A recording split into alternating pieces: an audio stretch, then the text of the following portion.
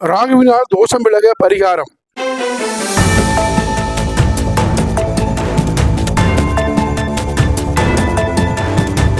நேர்களே வணக்கம்.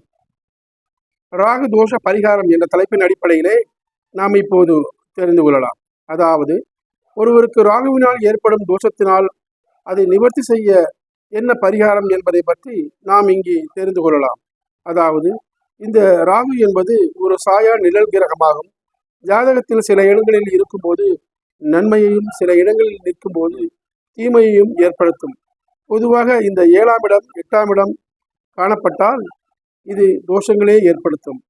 இந்த ராகுபவனால் ஏற்படும் தோஷங்கள் விலக இந்த ராகுபவனை ராகு காலத்தை ஜெயிப்பதும் பிரார்த்திப்பதும் ஒரு பரிகாரமாகும்.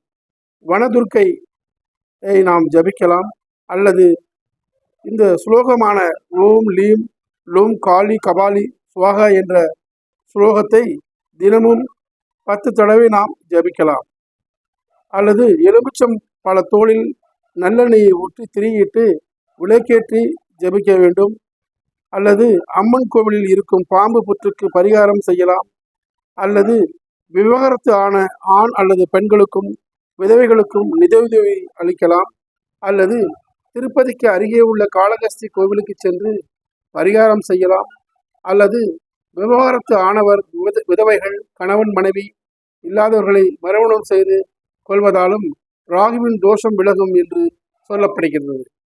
நன்றி நேயர்களே, நான் மீண்டும் உங்களை வேறொரு பதிவிலே சந்திக்கின்றேன். நன்றி, வணக்கம். உங்கள் ஆதவன் டிவியில் ஆதவன் டிவியுடன் இணைந்திருங்கள். உங்கள் ஆதவன் டிவியில் ஆதவன் டிவியுடன் இணைந்திருங்கள்.